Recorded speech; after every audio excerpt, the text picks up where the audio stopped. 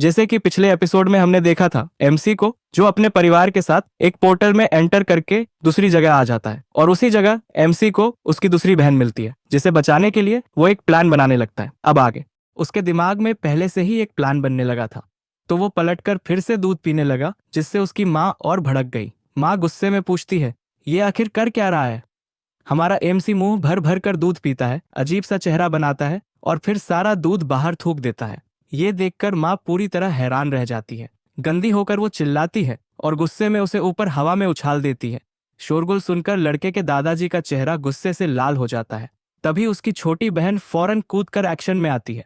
वो अपने भाई को बीच में ही पकड़ लेती है और सुरक्षित जमीन पर उतर आती है। भाई को गोद में संभालकर वो पूछती है, तू ठीक है ना? एमसी उसे अपना मास्टर प्लान बताता है, हंगामा मचाओ ताकि शिकारी बच सके। अचानक उसके पापा उसकी माँ को जोरदार थप्पड़ मारते हैं। माँ हक्का बक्का रह जाती है। पापा उसे पकड़कर डांटते हैं कि अपने बेटे के साथ इतनी लापरवाही कैसे कर सकती है। गुस्से में माँ चिल्लाती है, मेरे माँ बाप तक ने मुझ पर हाथ उठाने की हिम्मत नहीं की थी। उसकी आंखों में गुस्सा भर जाता है। वो बर्फ से बना हथियार बुलाती है और अपने पति पर हमला कर देती है। पिता भी अपनी ताकतों से बचाव करते हैं और कहते हैं कि उसे सबक सिखाना पड़ेगा। बच्चे सामने से ये पूरा फाइट सीन देखते रहते हैं। माँ और बाप की टक्कर तेज हो जाती है, लेकिन तभी अचानक उनके बीच से एक जबरदस्त ऊर्जा फूट पड़ती है। दादाजी वहां आ पहुंचते हैं। दोनों माता पिता उन्हें देखकर चुप हो जाते हैं। दादाजी गुस्से से माँ से कहते हैं, एक माँ होने के नाते तुझे अपने बेटे को सबसे पहले रखना चाहिए, इतनी लापरवाह मत बनो।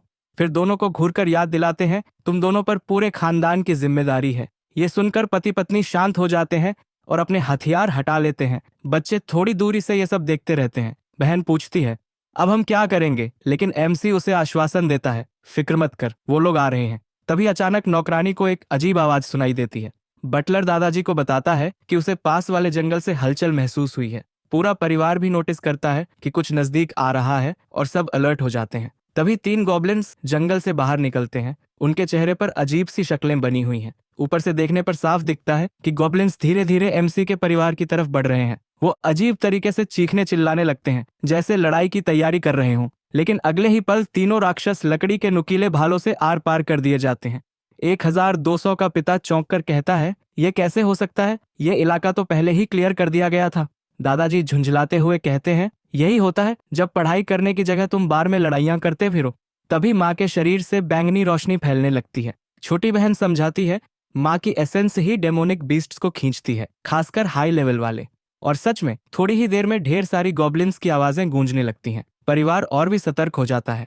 फिर सामने पूरी की पूरी एलीट गॉब्लिन्स की सेना आ जाती है, जिन्हें एक भी रैंक गॉब्लिन लीड कर रहा था। उनमें से एक गॉब्लिन कुल्हाड़ी उठाकर परिवार की तरफ झपटता है। बिना डरे दादाजी आदेश देते हैं, इसे तुरंत खत्म करो। और अगले ही पल परिवार के बाकी लोग अपनी अपनी एलिमेंटल ताकतें इस्तेमाल करके गॉब्लिन्स से भिड़ जाते हैं। इसी हंगामे का फायदा उठाकर हमारा एमसी अपनी बहन से कहता है, अब निकलने का टाइम है। तो बहन उसे गोद में लेकर सीधा एक खड़ी चट्टान की तरफ दौड़ जाती है। बिना सोचे समझे वो छलांग लगाती है और दोनों तेजी से नीचे गिरने लगते हैं। लेकिन उसी पल बहन की आंखें तेजी से चमक उठती हैं और उसकी खास ताकत एक्टिवेट हो जाती है। वो अपनी हवा वाली शक्ति का इस्तेमाल करके उड़ने लगती है और भाई को सुरक्षित लेकर आसमान में निकल जाती है। एमसी हैरान होकर पूछता है, तूने उड़ना कब सीख लिया? वो मुस्कुराते हुए बताती है, ये सिस्टम का रिवॉर्ड है। एमसी हक्का बक्का रह जाता है, कौन सा टास्क था? बहन हंसते हुए कहती है, सिस्टम ने बस कहा था कि अपने भाई को नहलाओ। फ्लैशबैक में दिखता है कि जैसे ही उसने ये मिशन पूरा किया, सिस्टम ने उसे रेयर फ्लाइट टेक्निक का इनाम दिया।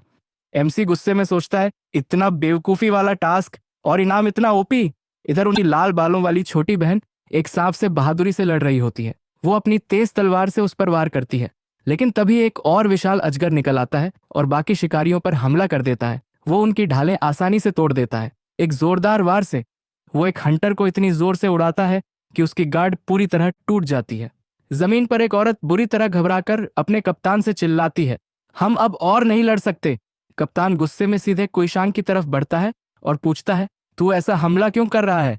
धोखेबाज एक शैतानी मुस्कान के साथ जवाब देता है, मुझे तो अपने शिकारों की चीखें सुनकर मजा आता है। लीडर दांत भींचते हुए पूछता है, तेरा मास्टर कौन है? गिल्ड का एग्रीमेंट तोड़ना कानून के खिलाफ है। विलेन ठंडी हंसी हंसकर कहता है, कानून तो कमजोरों और आम लोगों के लिए होता है, मेरे लिए इसकी कोई कीमत नहीं। इतना कहकर वो बिजली की रफ्तार से कप्तान की तरफ झपटता है जैसे उसे वार करने वाला हो, लेकिन अचानक वो सीधे एक महिला हंटर पर टूट पड़ता है। उसकी स्पीड इतनी जबरदस्त होती है कि वो कुछ समझ ही नहीं पाती। हार चुकी वो औरत कप्तान की तरफ देखती है और रोते हुए कहती है, कप्तान, मुझे इस निर्दयी आदमी से बचाइए। लेकिन गद्दार बिना जरा भी दया दिखाए उसे पकड़कर सीधे विशाल अजगर के मुंह में फेंक देता है। अजगर निर्दयता से उसे चबा जाता है, सबके सामने, बिना किसी रहम के। पूरा ग्रुप सन्न रह जाता है। कप्तान निराश होकर चिल्लाता है, मिशन फेल हो गया, सब भागो यहां से। लाल बालों वाली लड़की इस खौफनाक नजारे को देखकर डर और सदमे से बिल्कुल जड़ हो जाती है। लेकिन लीडर गुस्से में पागल होकर तलवार उठाता है और दहाड़ता है, मैं इस गद्दार को यहीं खत्म कर दूंगा। वो पूरी ताकत से वार करता है, मगर विलन तेजी से बच निकलता है और तुरंत पलटवार करके कप्तान को सीधा वार कर देता है। कप्तान जख्मी होकर गिर पड़ता है। ये देखकर लड़की चीखती है, तू तो राक्षस है। वो खुद को लड़ाई के लिए तैयार करती है और दुश्मन पर एक चीज फेंक देती है, सिर्फ वक्त खरीदने के लिए। लेकिन विलन बिल्कुल भी नहीं हिलता, बस उसकी शर्ट का एक टुकड़ा फट जाता है। वो हंसते हुए कहता है, अफसोस, तुम लोग यहाँ मुझसे टकरा गए, अब तुम सब यहीं खत्म हो जाओगे। इतना कहकर वो सीधे लड़की पर झपटता है, उसके पंजे चमकते हुए वार करने के लिए तैयार। लड़की कांपती है, उसके चारों तरफ टूटी हुई तलवार के टुकड़े बिखरे होते हैं। लेकिन ठीक आखिरी पल में कप्तान खुद को उसकी ढाल बना देता है और घातक वार अपने ऊपर झेल लेता है। कप्तान की लाश जमीन पर गिरती है, लेकिन गद्दार उसे नजरअंदाज कर आगे बढ़ जाता है। फिर वो कप्तान के शरीर को उठाकर अजगर की तरफ फेंकता है, जो तुरंत उसे निगल जाता है। लड़की भय से पागल होकर चीखती है। उसकी आंखों के सामने अजगर कप्तान को निगल रहा होता है और उसके शरीर से बैंगनी बिजली फूट रही होती है। विलेन उसकी तरफ देखकर कहता है, अफसोस, मैं तुझे अपनी कलेक्शन में जोड़ना चाहता था, तुझे ट्रॉफी की तरह सजाकर रखना चाहता था। खून से सना हाथ उठाकर वो उसका चेहरा पकड़ लेता है। लड़की रोती है, पूरी तरह निराश। अपने आखिरी पलों में वो बुरी तरह चिल्लाती है, भाई बहने, तुम लोग कहाँ हो? अचानक आसमान से एक विशाल बिजली की तलवार उतरती है और एक आवाज गूंजती है, हम आ गए हैं तुझे बचाने। गद्दार पलटकर उस वार को अपने हाथ से रोक लेता है। जबरदस्त धमाका होता है और पीली ऊर्जा चारों तरफ फैल जाती है, मगर विलन उस ताकत को भी झटक देता है। लड़की हैरान होकर ऊपर देखती है और चिल्लाती है, वी! और उसी पल एमसी और उसकी बहन जमीन पर उतरते हैं, लड़ाई के लिए तैयार। लड़की एमसी की पुरानी शक्ल पहचान लेती है और कांपती आवाज में कहती है, भैया। आज के लिए फिलहाल इतना ही। आपकी तरह मैं भी मायूस हूँ, लेकिन उम्मीद पर दुनिया कायम है। दिल दुखा है लेकिन टूटा तो नहीं है और उम्मीद का दामन छूटा तो नहीं।